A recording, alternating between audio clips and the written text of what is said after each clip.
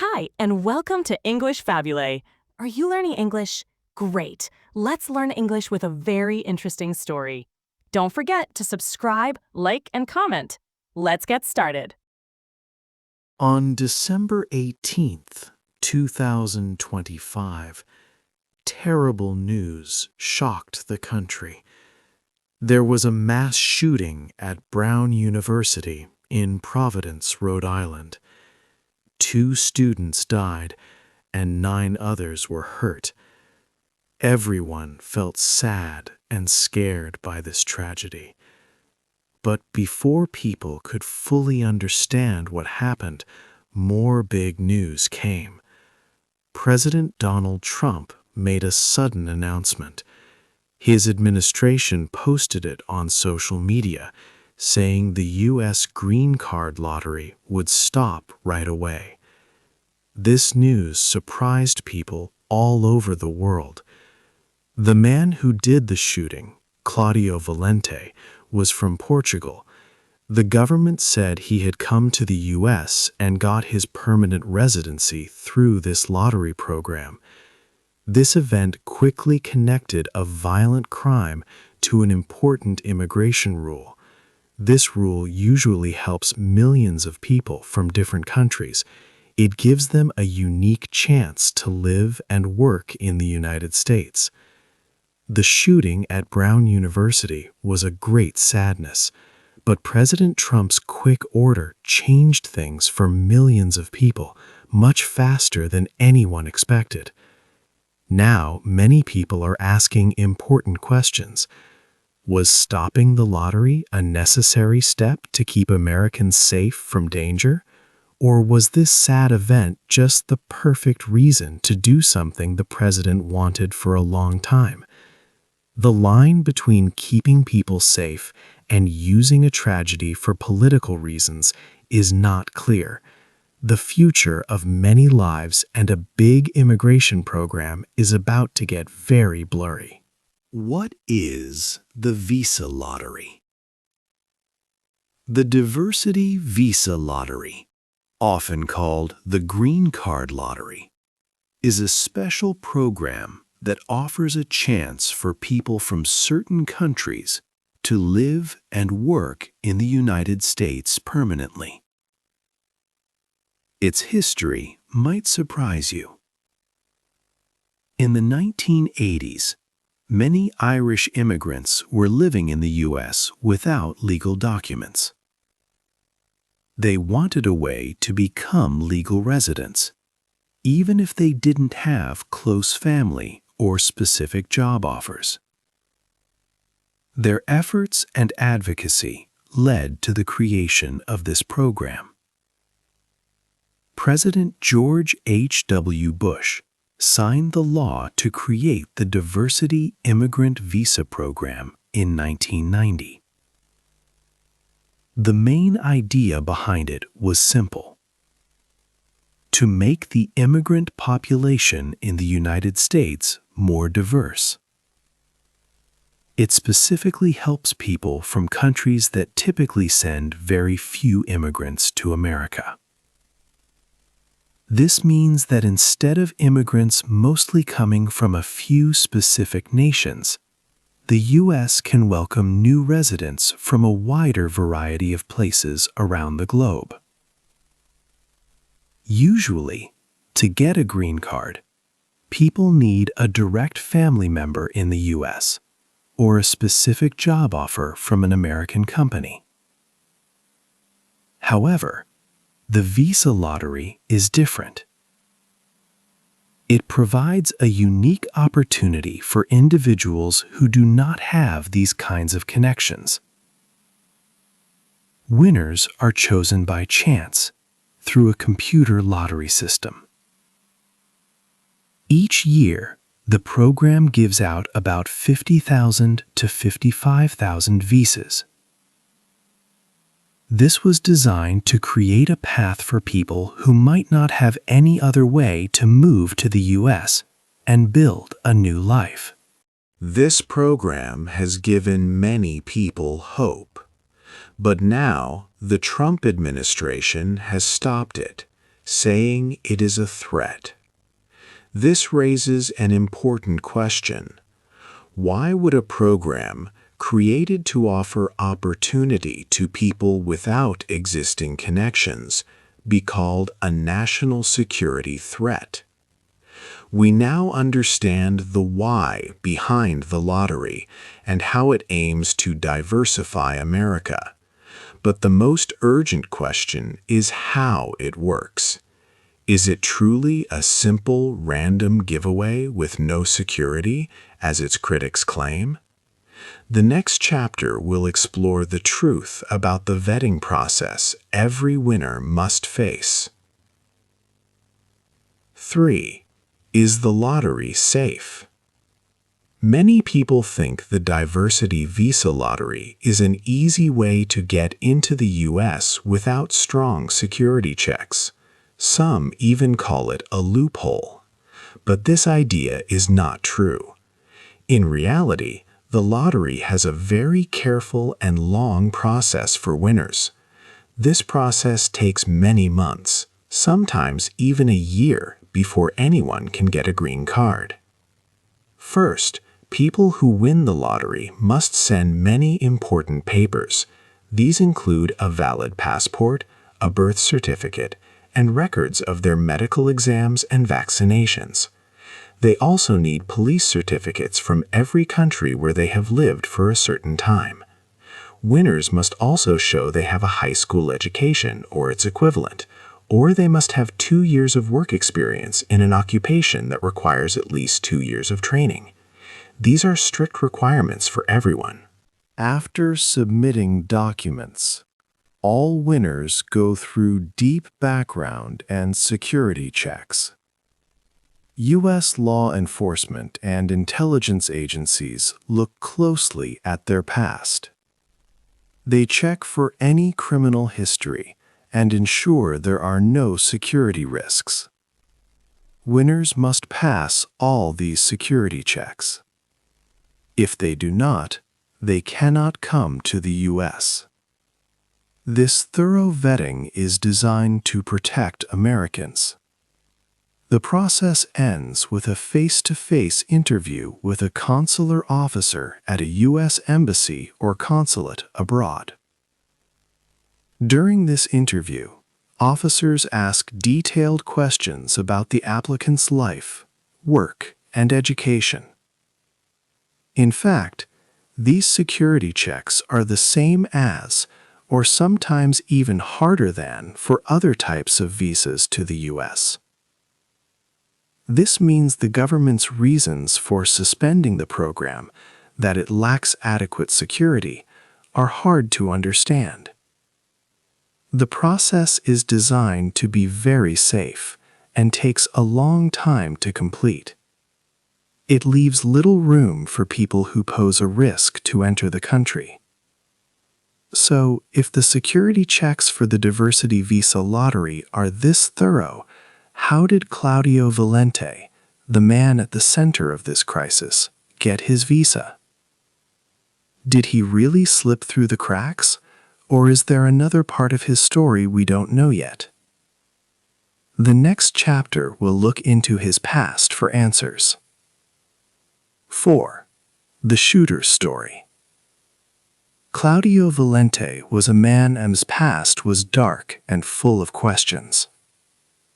He was 48 years old and from Portugal. He studied physics at a respected university in Portugal from 1995 to 2000. During this time, he met Nuno F. G. Loureiro, a fellow physics student. Loureiro would later become an MIT professor and one of Valente's victims. Records show that Valente was let go from a teaching position at the Lisbon University in February 2000. Soon after, in 2000, Valente came to the United States on a student visa. He began graduate studies in physics at Brown University in Rhode Island. But his time at Brown was short. In spring 2001, he took a leave of absence. After this, Valente's story becomes unclear for a long time. There is a large, unexplained gap of 16 years in his life. No one knows where he was or what he did during these years. Then, in 2017, Valente re-emerged. He successfully obtained a diversity immigrant visa and became a legal permanent resident of the United States. Before the tragic events of 2025, he was known to live in Miami, Florida. In December 2025, Valente committed terrible acts of violence. He first shot 2 students, Ella Cook and Muhammad Aziz Umorzakov, and wounded 9 others in the physics building at Brown University. 2 days later, he traveled to Massachusetts and killed Professor Loureiro, the man he had known from their university days in Portugal. Valente was later found dead from a self-inflicted gunshot wound. The reasons for Valente's actions are still a deep mystery. Investigators have not found a clear motive for his horrific crimes. Rhode Island's Attorney General Peter Naranjo publicly stated, "We don't know why now, why Brown, why these students, and why this classroom." Valente's violence seemed aimed at specific people, especially those connected to his past. His life story, with its many missing pieces, raises more questions than answers. His connection to the diversity visa program now seems far more complex than the government's first claims. While investigators tried to understand the killer's mind, a larger political plan was already in motion. Was Claudio Valente's terrible tragedy just a useful excuse for a plan that was already written? 5. Trump's long plan. The halt of the diversity visa program was not a quick decision. It was part of a bigger, carefully thought-out plan. Donald Trump, the current president of the U.S., had strongly spoken against this program for a long time. He always believed it was not good for the country's security. During his first time as president, from 2017 to 2021, he made several attempts to stop or greatly limit the program. For example, in 2017, after a sad terror attack in New York City, President Trump pushed hard for the U.S. Congress to end the program. The person who caused that attack had entered the U.S. through the diversity visa lottery. Even with President Trump's strong arguments, Congress did not take action to stop the program at that time. President Trump has often said that the diversity visa program is flawed and full of fraud. He has used strong words, calling it a way for the worst of the worst to enter the United States. He even made these kinds of statements in October 2025, before the shooting at Brown University happened. This history shows his deep and consistent opposition to the program, which was not new. His administration also had a comprehensive immigration plan named Project 2025. This detailed blueprint was created with the help of many conservative policy groups. It clearly stated a goal: to eliminate the diversity visa program. Project 2025 proposed replacing the current system with what they called a merit-based system. This new approach would give visas to people based on specific qualities, such as their education, valuable job skills, or how well they speak English. The idea was to move away from picking people by chance through a lottery. The tragic shooting at Brown University in December 2025 provided what the administration saw as a clear opportunity to finally put this long-held policy goal into action. It allowed them to present the suspension as a necessary security measure. The American Immigration Lawyers Association, an important group for immigration attorneys, criticized this. Its president, Jeff Joseph, said it was like weaponizing tragedies to push policies that are against immigrants. This suggests the event was not the true cause for the action, but a convenient moment to enact a plan already prepared.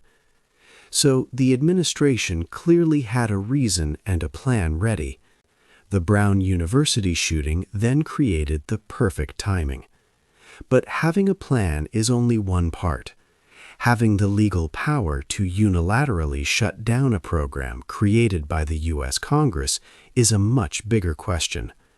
This situation is quickly moving towards a major legal and constitutional fight.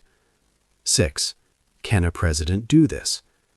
The president's order to stop the diversity immigrant visa program brought big legal questions.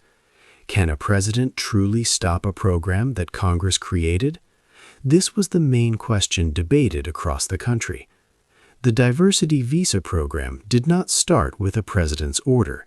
It was made law by the U.S. Congress in the Immigration Act of 1990. This law set the rules and the number of visas. So when President Donald Trump ordered its immediate stop, many asked if he had the power to do so. This raises questions about how power is shared between the president, the executive branch, and Congress, the legislative branch. Legal experts quickly pointed to the Administrative Procedure Act, or APA. This act says that government agencies must follow certain steps, like telling the public and asking for comments, before making big policy changes. The president's order came very fast, without these usual steps. This made the legal situation even more complex. This was not the first time a president's immigration actions were challenged in court. During President Trump's first term, there was a case called Gomez v. Trump. In this case, groups fighting for civil rights argued against a similar order that stopped diversity visas. A federal judge first said that the president's order was constitutional. However, the judge also said that the State Department could still give out or save visas for people who had already won. Later, in 2024, a higher court, the U.S. Court of Appeals for the District of Columbia, looked at the Gomez case again. This time, the court decided that federal courts could not order the government to save visas after certain time limits had passed. This ruling showed that while a president might have some power to stop immigration, the exact limits of that power are still unclear and often disputed. Now, with this new suspension, many legal battles are expected. Civil rights and immigration groups are preparing to file new lawsuits. They want to challenge the president's power in court, and these cases could even go to the Supreme Court. While lawyers get ready for these court fights, the president's order has already changed many lives. For tens of thousands of people around the world, this legal debate is not just words. It is the sudden end of a long-held dream to live in the United States. Their hopes and plans have suddenly been turned upside down. Who is hurt by this? The legal arguments about the visa program were important, but this sudden policy had a direct and painful effect on real people. For many, it felt like a door to a new life had just slammed shut. This decision changed thousands of lives around the world very quickly. The first group hurt by this were the many winners of the 2025 Diversity Visa Lottery. About 131,000 people, including their family members, had won. They were already far into the process, waiting to get their visas before a deadline of September 30th, 2025. Now, their plans for a new beginning in America were in great danger. Any delay meant they could lose their unique chance forever.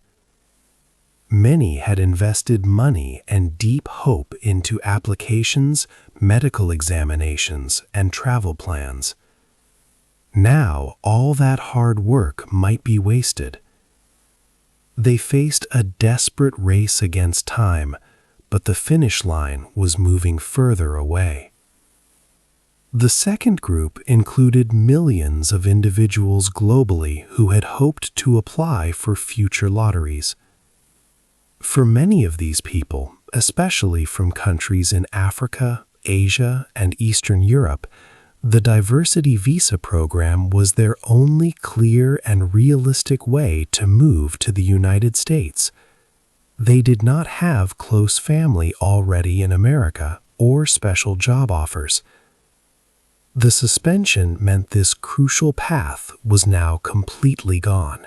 Their deepest hopes for a better future, for themselves and for their children, suddenly ended. They had spent years planning, perhaps learning English or saving money, all for a chance that might never come. The third group affected were people already living inside the United States. They had previously won the lottery and were in the process of applying to change their status to permanent residence. These important applications were now completely stopped. They might have been living in the U.S. for years on other temporary visas, patiently waiting for this next step. Now, their future was completely unclear. They were caught in limbo, not knowing if they could stay or if they would have to leave. Their lives were suddenly filled with great uncertainty. The impact of the suspension was vast and truly heartbreaking. It shattered countless individual dreams and sent a strong, clear signal to the rest of the world. It made people wonder about America's future as a nation that welcomes new arrivals. What will this mean for the very idea of America as a land of opportunity for everyone? 8. What happens next?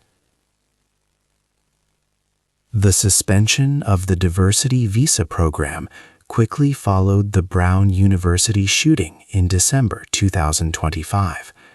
This decision by President Donald Trump has strong effects on America's future immigration. The program, also called the Green Card Lottery, gave people a chance to come to the U.S. from countries with few immigrants. Now it is stopped. The Trump administration wants to replace this lottery with a merit-based system. This new system would focus on specific skills, education, and language ability. It means that people with university degrees or special work experience would have a better chance to immigrate. This would be very different from the lottery, which offers a random chance to many people. Changing to a merit-based system would change who comes to the U.S. For example, Many people from African countries have used the diversity visa program to come to America.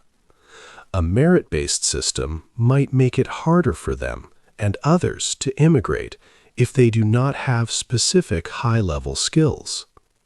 The program's original goal was to make the U.S. immigrant population more diverse. This goal would likely disappear. The administration said the suspension was for security reasons because of the shooting suspect, Claudio Valente. However, studies show that immigrants usually commit fewer crimes than people born in the U.S. Valente's case was very rare. This suggests that the real reasons for ending the program are not mainly about safety. Instead, it seems to be part of a long-term plan by President Trump's administration to change immigration policies. This decision raises many questions. Does the president have the power to stop a program created by Congress? How will this change America's image as a nation that welcomes people from all over the world? The effects of this suspension will shape the debate about U.S. immigration for many years. It asks us to think about what is fair, what is safe, and how much power a president should have. What do you think will be the biggest change for people wanting to move to the U.S. after this decision? Hey there! Just a second before you go. If you learned something new today, please give this video a like, write your thoughts in the comments, and subscribe to the channel. It only takes a second, and it really, really helps to create even better English videos for you. Your support means the world.